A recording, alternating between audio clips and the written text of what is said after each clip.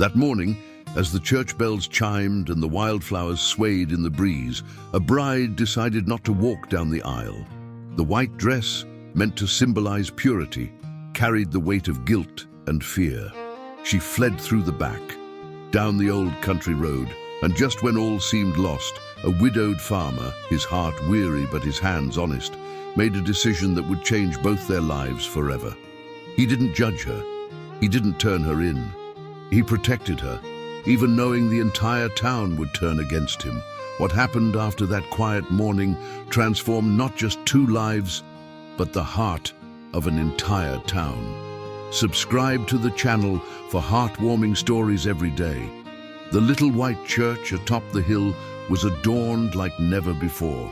Wildflowers carpeted the wooden pews, crisp white sheets billowed from the open windows, and the wind carried the scent of jasmine mixed with the dust from the road.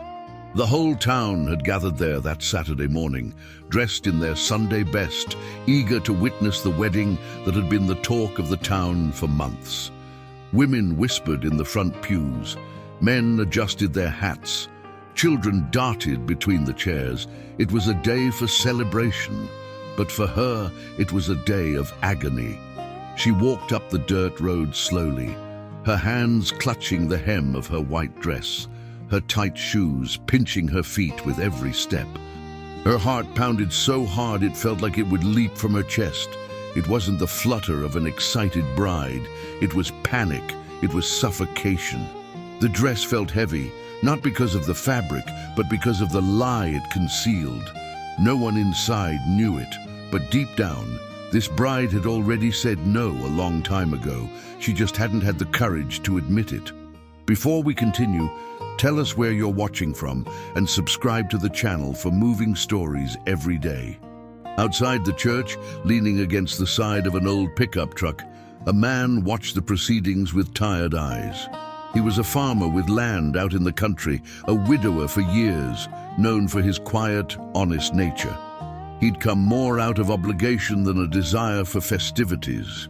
In his hands, he held a simple gift wrapped in brown paper. In his chest, a longing that only the scent of fresh coffee seemed to ease. He didn't know the bride well, nor the groom.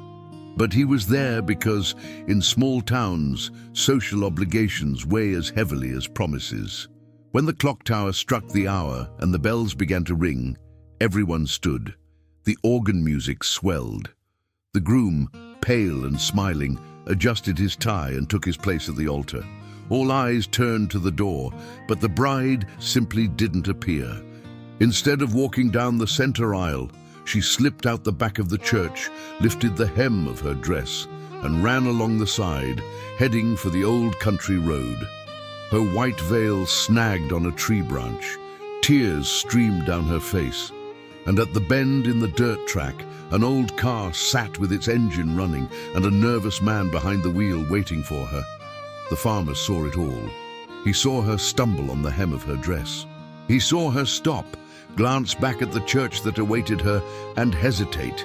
He saw the desperation in her eyes, her ragged breath, the tremor in her hands. He could have shouted. He could have called for someone. He could have created the scandal the entire town seemed so eager to witness. But he did none of that. He approached slowly, his hat in his hands, and asked just one thing in a low, firm voice. If she was sure running away was the only way to keep from being lost forever. She confessed between sobs that she didn't love the groom, that her family had been pressuring her for months, that she was terrified of the shame, the judgment, the burden of disappointing everyone again, and that the man in the car was less a forbidden love and more a last resort, a poorly planned escape from a life that wasn't hers. The farmer took a deep breath. He looked up at the church. He looked at the car. He looked at the trembling young woman before him, barefoot, her dress stained with dirt. Then he made a decision that would change all three of their lives. He asked the man in the car to drive away. He promised she wouldn't be handed over to anyone. Then, in a firm voice, he told the bride to climb into the passenger seat of his truck. If she wanted to run, he would take her, but not as a sinner. but as someone who deserved a fresh start, without being stoned by the words of others. She looked at him, incredulous. She didn't know this man, but for the first time that horrible morning, she felt seen as a person, not as a prop in a stage scene designed to please others. She got into the truck without a word. He closed the door, put his hat back on, and with a heavy heart returned to the church alone. Her name was Helena. She was 26, her brown hair always pulled back in a low bun, and her hands had been working since childhood. She grew up in a small house on the outskirts of town, where her mother sewed dresses for others and her father worked as hired farm labor. From an early age, she learned that dreams were a luxury for those who could afford them. For her, there was only obedience, pleasing others and not complaining. The groom had been chosen by the family. He was good-looking, a hard worker, owned a piece of land, and had a respectable reputation. On paper, it was the perfect marriage. In reality, Helena felt she was being sold for stability. He wasn't cruel, but he didn't see her either. He didn't ask what she felt. He didn't listen to what she said. To him, getting married was a matter of protocol, and Helena, accustomed to being invisible, had almost accepted this fate. Until 3 weeks before the wedding, she had a complete breakdown. It happened in the kitchen while she was peeling potatoes for dinner. Her mother was talking about the wedding preparations, the guests, the dress that still needed alterations, and suddenly Helena couldn't breathe. Her hands trembled. The knife fell to the floor. She sat down in the corner of the wall and cried as she hadn't since she was a little girl. Her mother asked what was wrong. Helena couldn't explain. She just whispered, "I don't want to get married." Her mother replied, her voice hard, "Desire doesn't pay the bills. You should be grateful you have a man who wants you. The wedding is already set, the church booked, the invitations sent. It's too late to back out." And so it was, caught between the fear of disappointing and the dread of living a lie, that Helena arrived at her wedding day. She woke up early that Saturday morning. The white dress hung on her bedroom door, shimmering in the dim light from the window. She touched it with her fingertips, feeling the weight of the fabric, the scent of mothballs, the cool satin. She felt no joy, only emptiness. She dressed in silence, while her mother arranged the veil and her aunts tucked flowers into her hair. No one asked if she was okay. Everyone assumed she was. The walk to the church felt endless. With every step, Helena felt a tightening in her chest. She saw the smiling faces of her neighbors, heard their cheerful greetings, felt the weight of curious stares, and the closer she got, the more certain she became. She couldn't go through with it. She couldn't say "I do" before God and all these people. She couldn't sell her soul for their approval. That's when she saw the old pickup truck parked by the curve. It was a cousin of a friend, someone who'd offered to give her a ride out of town if she changed her mind. He didn't ask any questions. He just started the engine and waited. Helena looked at the church. She looked at the road. And for the first time in her life, she chose herself. She ran. She slipped out the back, the hem of her dress snagging on dry branches, stumbling in her heels, her heart pounding. She ran like she was fleeing a wildfire. She ran like she was gasping for air. And when she finally reached the old county road, tears streaming down her face, her dress dirt-stained, she found that farmer with the steady gaze. Without a word of judgment, he offered her a different way out, a way that didn't make her the villain, but someone who finally had the courage to tell the truth. This small town, Harmony Creek, had dirt roads, a town square with a weathered bandstand, and a long memory. Here, everyone knew everyone else's business. Every window was an observation post, every porch a pulpit for judgment, and Helena's wedding was the event of the year, not out of affection for the bride, but for the gossip. In the days leading up to the ceremony, sharp tongues were already wagging. They said Helena was ungrateful to hesitate over such a good catch, that she should be thankful she was chosen, since she wasn't from a wealthy family or blessed with stunning looks. that a woman who takes her time accepting a proposal always has something to hide. The ladies at the farmer's market buzzed, the women at Sunday Mass speculated, and Helena heard it all, silent, carrying a burden of expectations she never asked for. Her fiancé, meanwhile, was held up as an example, hardworking, serious, good-natured. He didn't love Helena with a burning passion, but he respected her in his way, or so he said. In truth, he saw her as part of a plan. Marriage was the next step, children the one after that. Building a stable life, the ultimate goal. Deep feelings never factored into the equation, and Helena, raised to not question, almost accepted this script. But there were those who saw more. Mrs. Gable, a lady with snowy white hair who sold her pies in the square, had noticed the emptiness in Helena's eyes lately. She tried to talk to her, offered her coffee, asked if everything was okay. Helena smiled and said yes, but Mrs. Gable didn't believe her. She knew how to recognize a soul on the verge of breaking. She'd seen it before, in other women, in other times. And she knew that in small towns, defying expectations came at a steep price. The farmer who would change everything was named Joe. He was 52, his broad shoulders etched with the marks of hard labor, and he possessed a silence that unnerved those who didn't know him. A widower for 7 years, ever since his wife died in childbirth, along with the son who didn't survive either. Since then, Joe had lived alone on the farm, inherited from his father, waking before the sun, tending the land, speaking little. Loneliness was his most constant companion, and though respected, he was also pitied.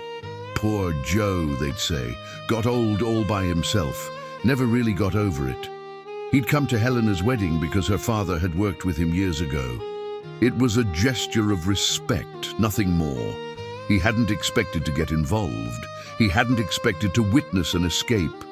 And he certainly hadn't expected to become an accomplice. But when he saw Helena running, desperate, her dress torn, her face streaked with tears, something inside him stirred. It wasn't passion, it was empathy. It was the memory of what it felt like when the world seemed to be collapsing. It was the certainty that sometimes the most Christian thing to do is to protect someone who is about to be lost. Meanwhile, inside the church, the bride's absence caused a commotion. The groom, pale, stared at the door in disbelief. Helena's mother wept, burying her face in her hands. The pastor, flustered, tried to calm the congregation. And the guests, torn between shock and morbid pleasure, began to whisper, "Where is she? Did she run off? I always knew that girl was strange. What a disgrace for the family." It was in this atmosphere of escalating scandal that Joe walked into the church, alone. Silence fell like a stone. All eyes turned to him. They expected to see the bride. They expected answers. They expected drama. And Joe, hat in hand, his voice steady, gave them exactly what they didn't want to hear: the truth. He walked to the front, faced the groom, faced the family, faced the entire town, gathered in that sacred space. And he said, with a calm that echoed off the stone walls, that the wedding would not happen. Not because the bride was weak, not because she was flighty, but because she had been honest with herself for the first time. And, taking the blame upon himself, he declared before them all that he had been the one to advise Helena not to go through with it.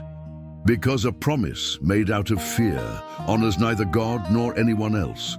The impact was immediate. The silence inside the church was so dense, even the wind seemed to hold its breath. Joe, standing before the altar, felt the weight of dozens of eyes upon him. Eyes of disbelief, of anger, of judgment, but he didn't flinch. He stood tall, hat in his hands, his voice firm. He knew that by speaking, he was placing himself in the eye of the storm. But he also knew that if he remained silent, Helena would be destroyed. The groom was the first to react. He took a step forward, his face red with humiliation and rage. "Who do you think you are, interfering in my wedding?" His voice trembled, but it was laced with indignation. Joe met his gaze with serenity. "I'm not interfering. I'm just stating the truth. She didn't want to marry, and forcing someone to the altar isn't marriage.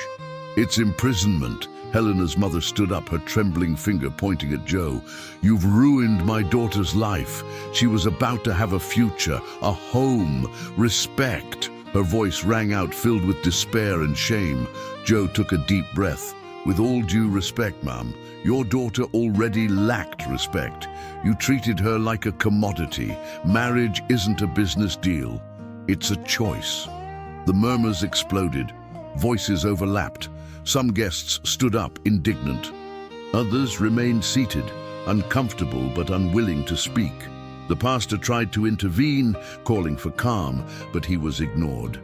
The church, meant to be a place of peace, had transformed into a courtroom. "He always wanted the bride for himself," someone shouted from the back. "This was a setup from the start. What a disgrace, what dishonor.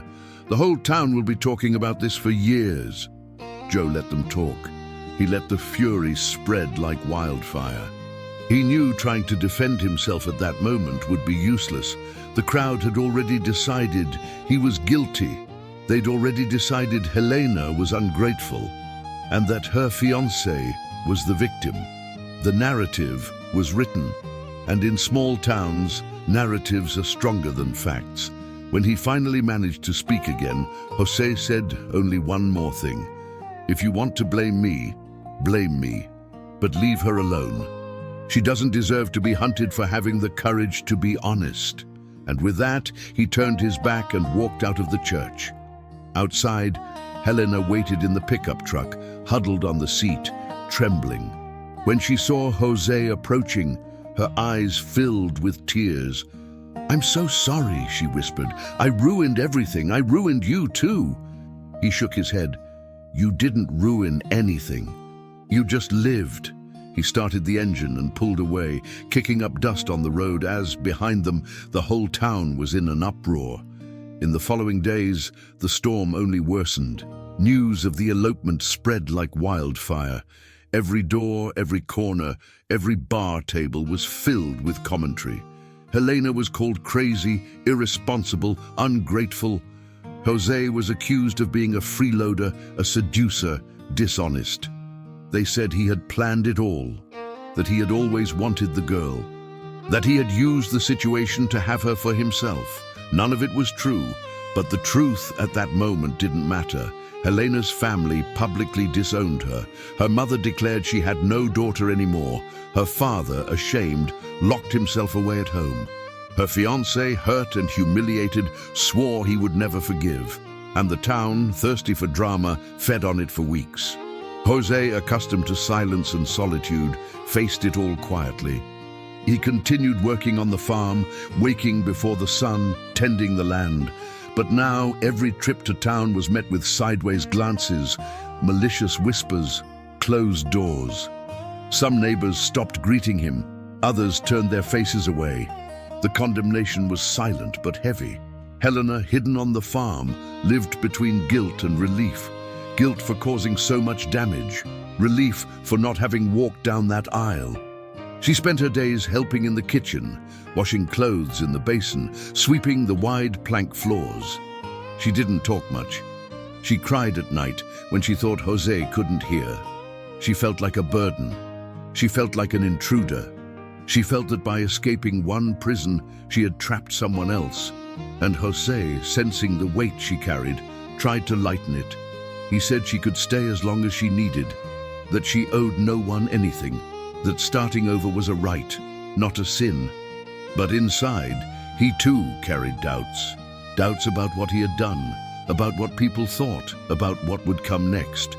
The injustice was clear. Two people who had only tried to do the right thing were being punished as if they had committed a crime. And the town, blinded by tradition and pride, couldn't see that the real scandal wasn't the elopement.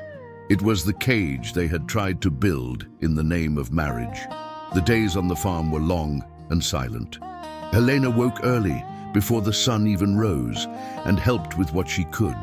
She made coffee on the wood-burning stove, swept the yard, hung clothes on the makeshift clothesline between two trees.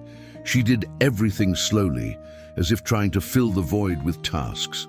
Jose worked the fields, mended fences, cared for the animals. They spoke little, but somehow each other's presence brought a strange comfort. Helena felt shame. Shame for being there. Shame for dragging Jose into the center of the hurricane. Shame for not having had the courage to face it all alone. At night, when she lay down in the simple room he had prepared for her, she cried softly, muffling her sobs into the pillow. She didn't want him to hear. She didn't want to seem weaker than she already felt, but Jose heard. He heard, and on the other side of the house felt his chest tighten. Not out of pity, but out of recognition. He knew what it was to carry guilt. He knew what it was to feel the world collapse and that there was no going back. He had gone through that when he lost his wife and son, when he was left alone in that house too big for one man, when he realized that life went on, but without color, without joy, without purpose. During the day, Helena tried to maintain her composure. She smiled shyly when Jose returned from the fields. She thanked him for the food, the clean clothes, the roof over her head. But her eyes didn't lie. They were the eyes of someone fighting not to fall apart. Jose saw that, and with the delicacy of someone who knows that words sometimes hurt more than they help, he just stayed close. He didn't force conversation. He didn't demand explanations. He was just there. One afternoon, while washing dishes, Helena broke. Her hands trembled. Her breath caught. The cup slipped from her fingers and shattered on the floor. She bent down to pick up the pieces and suddenly couldn't get up anymore.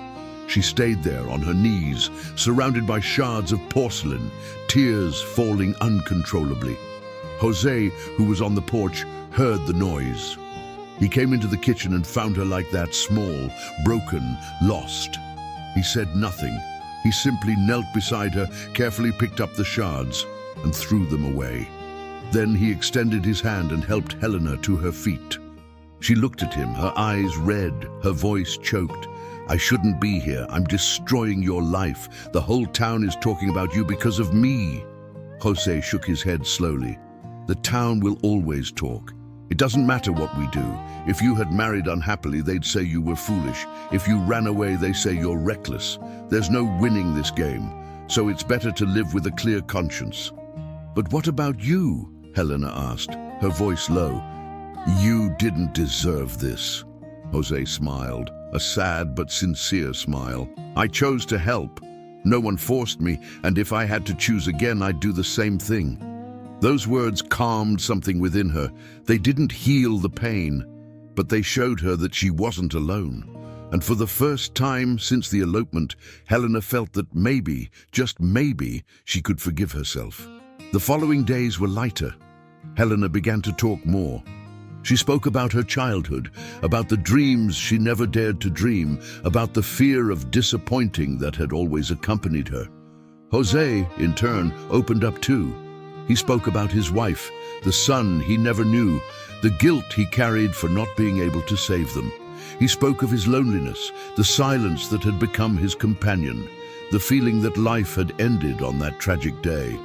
And amidst these confessions, something subtle began to grow. It wasn't overwhelming passion. It wasn't a soap opera romance. It was care. It was respect. It was the feeling that finally someone saw the other for who they truly were, with flaws, fears, scars, and still chose to stay. Helena began to notice the details. The way Jose always left her cup separate, the way he'd bring wildflowers and place them on the table without a word, the attentive gaze when she spoke, as if every syllable mattered. And Jose, in turn, began to notice the house didn't feel empty anymore. That breakfast tasted different when shared. That silence, when accompanied, didn't weigh so heavily. But while something new was blossoming inside the ranch, the storm raged on outside. The town didn't forget. It didn't forgive. And little by little, the pressure mounted. Neighbors started showing up, asking questions, casting veiled accusations. Her ex-fiancé, still smarting, spread rumors that Jose had planned it all from the start. Helena's family sent messages demanding she come home to restore the family's honor. The tension grew, and with it, fear. Helena feared her presence would ultimately destroy Jose. Jose feared that by trying to protect her, he was only prolonging their pain. And amidst this fear, a letter arrived. It was from Helena's mother, brief, harsh. It said she had 1 week to return home and apologize publicly. Otherwise, she would be considered dead to the family. Helena read the letter 3 times, her hands trembling, her heart aching. She knew that if she went back, she'd be forced to marry. She knew she'd be humiliated, controlled, erased. But she also knew that if she stayed, Jose would continue to suffer because of her.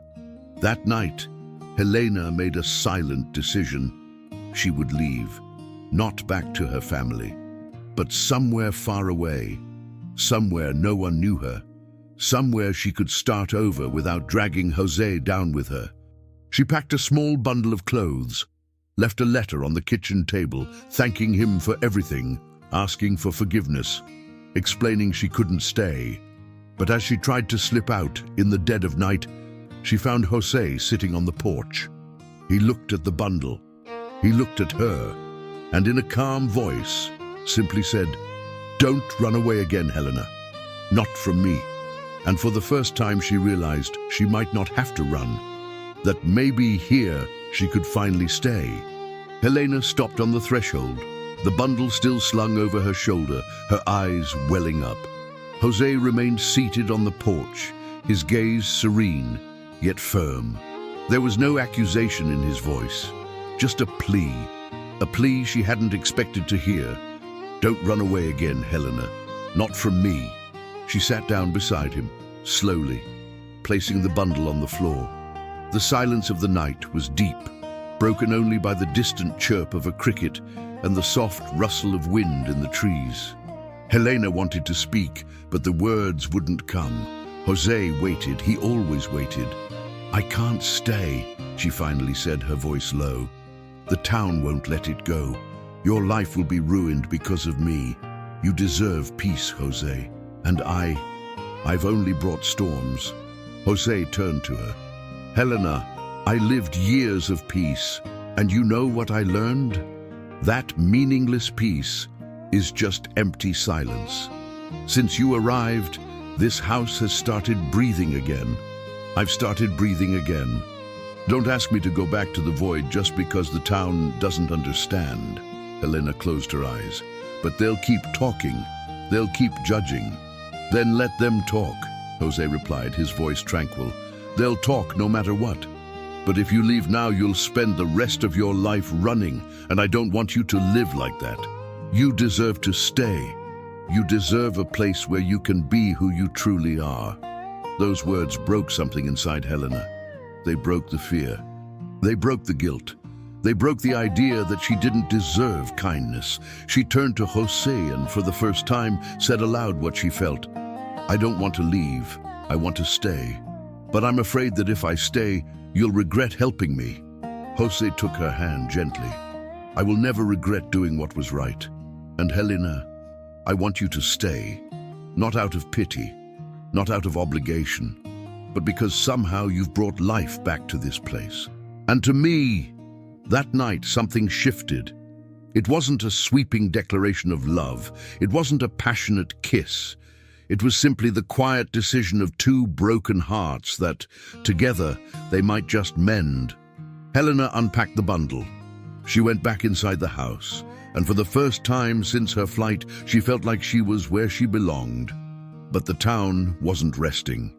In the following days, the pressure intensified. Her ex-fiancé, unable to accept the humiliation, spread increasingly cruel lies.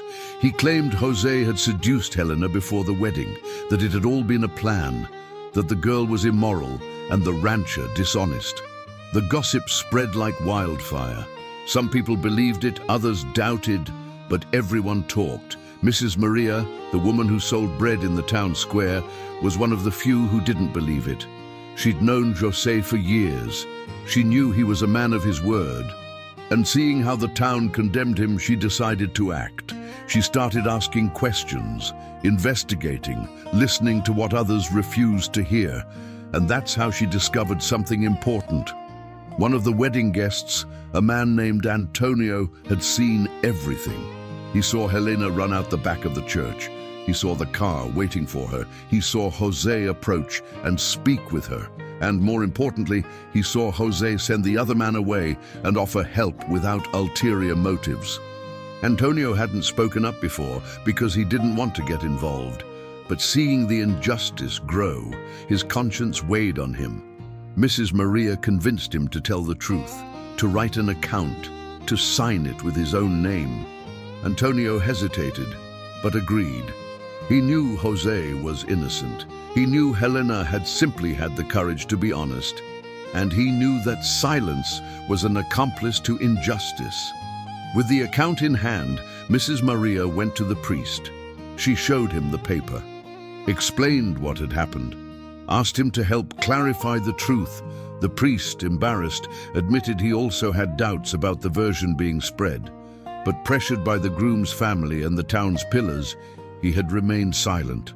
"Then it's time to speak," Mrs. Maria said, firm, "because a repeated lie doesn't become truth, and delayed justice is still justice." Meanwhile, at the ranch, Helena and Jose lived a simple, honest routine. She tended to the house. He worked the land.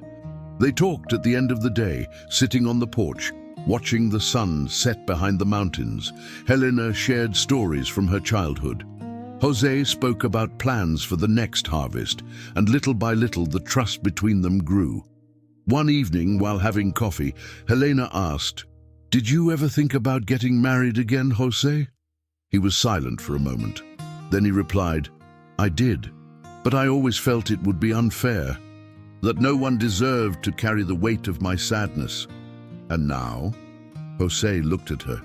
"Now I think maybe we don't have to carry burdens alone. Maybe we can share them, and sharing it makes it lighter." Helena smiled. For the first time in weeks, a genuine smile. And in that instant, they both realized something was changing. That truth, like light, always finds a way to shine through, even when the whole world tries to extinguish it. Sunday dawned with a cloudy sky and heavy air. The whole town gathered in the town square, as usual after church. But that day there was something different in the air. A tension, an anticipation. Mrs. Gable had spread the word that there would be an important announcement. And though no one knew exactly what, everyone showed up. Jose and Helena knew nothing of it.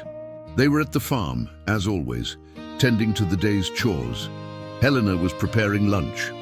Jose was fixing a fence that had given way in the last rain. It was a normal day, until Mrs. Gable arrived, breathless, trudging up the dirt road on foot. "You need to come," she said, leaning on the gate. "Now, the town needs to hear the truth, and you need to be there." Jose hesitated. Helena did too. The thought of returning to that town, of facing those stairs again, made her stomach churn. But Mrs. Gable insisted, "Trust me, it's time to put an end to this." They went. When they arrived at the square, a crowd had already gathered. The pastor stood beside the bandstand. Anthony, the man who had witnessed the elopement, stood next to him, visibly nervous. And, among the crowd, familiar faces. The ex-fiancée, Helena's mother, neighbors, friends, enemies. Everyone was there. Mrs. Gable climbed onto the bandstand. Her voice, normally soft, echoed firmly across the square. "I know many of you here have been judging Jose and Helena these past few weeks. I know many have believed lies. But today, the truth will be told, and everyone will hear." She signaled to Anthony, who approached, holding a paper in his trembling hands. With a hesitant voice at first, but growing stronger, he read the account. He described everything he had seen that morning. How Helena had slipped out the back of the church desperate. How Jose had approached not to take advantage, but to help. How he had sent the other man away and offered protection without demanding anything in return. "I saw it all," Anthony said, looking at the crowd. And I stayed silent because I didn't want to get involved. But I can no longer live knowing an honest man is being destroyed by a lie. Jose didn't seduce anyone. He just did the right thing. The silence that followed was absolute. The ex-fiancée, pale, tried to object. "He's lying! It was all a setup!" But his voice came out weak, unconvincing. Other attendees began to speak up, corroborating Anthony's version. Someone said they had seen Helena crying days before the wedding. Another admitted to hearing her mother pressuring her to go through with the marriage. The truth, finally, began to assert itself. The pastor stepped forward. "I need to speak too," he said, his voice grave. I failed to defend the truth when I should have. I let fear and pressure silence me, and for that, I ask for forgiveness. Jose didn't deserve to be judged. Helena didn't deserve to be hunted. They simply had the courage to do what many of us don't, choose honesty over appearances. He turned to Jose and Helena, who stood in the middle of the crowd, stunned. "I ask for your forgiveness, in the name of this community, and in the name of God." Helena's mother, who was on the side of the square, began to cry, not from anger, from shame. For the first time, she saw her daughter not as a disappointment, but as a woman who had possessed more courage than she ever had. She stepped forward hesitantly. "Helena," her voice was choked. I was wrong. I forced you, I sold you, and I almost lost you." Helena looked at her mother, her eyes filled with tears. She said nothing. She simply nodded, accepting the silent plea for forgiveness. Jose, beside her, remained steady. He didn't say, "I told you so." He didn't demand anything. He just held Helena's hand, discreetly, as if to say without words, "I'm here." The crowd began to disperse, some ashamed, others relieved. The ex-fiancée, alone and defeated, left in silence. There was nothing more to say. Truth had won, and with it, the chance for a new beginning. As they headed back to the farm, Helena looked at Jose. "Did you always know this would happen?" He shook his head. "No. But I always knew the truth comes out. It might take time. But it comes out." That night, for the first time since their escape, Helena slept in peace, and Jose, looking out the bedroom window, silently thanked himself for having the courage to protect a heart instead of a ceremony. Because in the end, that's what saved them both. The months that followed were about rebuilding, not just Jose and Helena's reputations, but something much bigger, their own lives. The town, little by little, learned to look at them without judgment. Some apologized, others simply began to greet them with respect. The wound still existed, but it was beginning to heal. Helena started visiting her mother again. The conversations were difficult, filled with silences and unsaid words. But gradually, a path to reconciliation began to be built. Her mother admitted she had projected her own unlived dreams onto her daughter. She asked for forgiveness, and although forgiveness didn't erase the past, it made space for a different future. Jose, in turn, began to frequent town without fear. He went back to selling at the farmer's market, talking with neighbors, participating in community life. He hadn't forgotten what had happened, but he also didn't let the past imprison him. He continued to be who he always was, a simple, honest man, a man of few words and great character. And between them, love grew. It wasn't movie-style love, with grand declarations and dramatic gestures. It was the love of shared breakfasts, of clothes drying on the line, of calloused hands that met at the end of the day. It was the love of someone who chose to stay, even when it would have been easier to leave. It was the love of someone who saw themselves at their worst and still chose to walk together. One afternoon, while picking flowers in the field, Helena stopped and looked at Jose. "Do you regret it?" He frowned. "Regret what?" "Helping me, taking the blame, facing all of that." Jose smiled. "Helena, if I had to go back to that morning, with the church full and you running down the road, I would do it all again. Exactly the same way." even knowing what would come after? Especially knowing what would come after. Helena felt her chest warm, and for the first time she allowed herself to believe she deserved this, that she deserved to be loved, that she deserved to be happy. Months later, in a small private ceremony, Jose and Helena got married. It wasn't in the town church. It was at the farm, under a large tree, with few people present. Mrs. Gable was there. Anthony too. The pastor, who had publicly asked for forgiveness, was the one who officiated the ceremony.